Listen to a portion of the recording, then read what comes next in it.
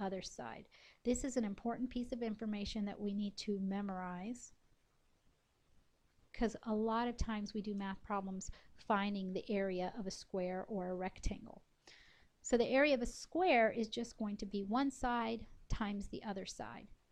And we know that both sides are going to be the same length. So sometimes we write that formula as area equals side squared, because these two amounts are the same on a square and only on a square.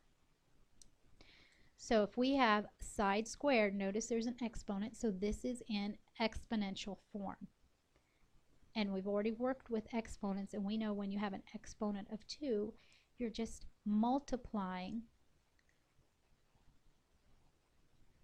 one side times the other side, and they are going to be the same amount. So let's try and find the area of the squares using our formula, not by counting, but using area equals side times side.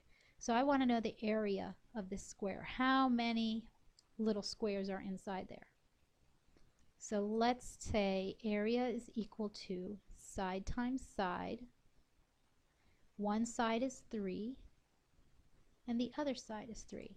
So area is equal to one side times the other side, which is equal to 9 units. Now let's see if that's right.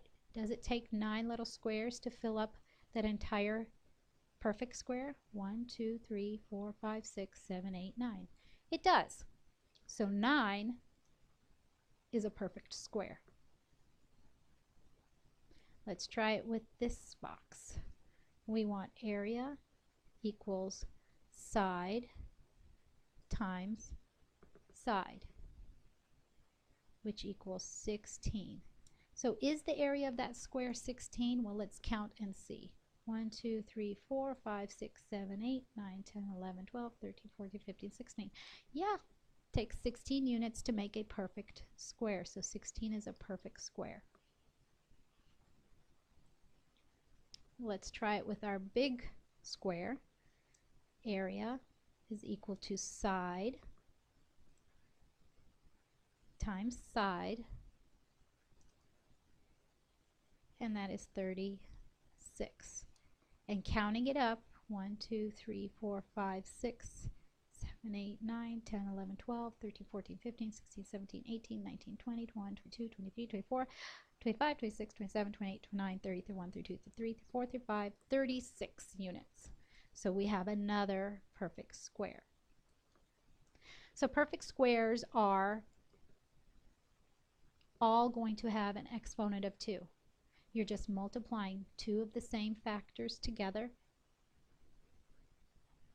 and the number that you make is going to be a perfect square. So let's try the next page and talk about inverse operations, because now we're going to undo perfect squares. So when inverse operation was one of our vocabulary words early on, and we are talking about, we're doing opposite math. So let's explore what opposite math means. If I am doing an adding problem, what is the opposite of adding? We know that would be to subtract. If I am doing divide, what is the opposite of dividing a problem? And it would be to multiply. We can also have the opposite of squaring a number. And the opposite of squaring is finding the square root.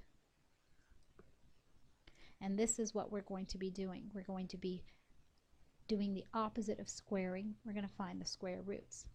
So square roots are,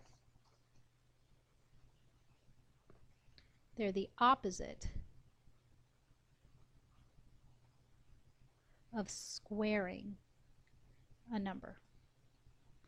We're going to undo a perfect square.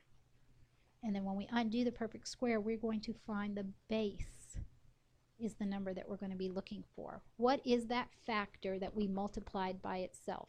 That is what we're doing when we find a square root. So we look here, and this, let's label our parts. This sign here, it looks a lot like a division sign, but it's not. It's got this little bit of a tail on it.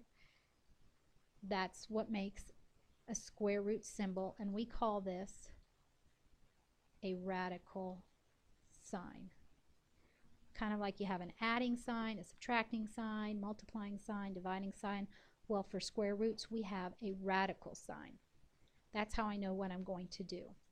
And so when we take the square root of 9, that means tell me the base of an exponential form that is squared. What factors can be multiplied by the same factor? That's the question we want to know. So I want to know, there's that 9, what factor, when I multiply it by itself, is going to give me 9? I could put 9 and 1, but those aren't the same factors. The factors have to be the same. And the only ones that work are 3 times 3. So the square root of 9 is going to be the base of the exponential form of 3 times 3. So the base is 3.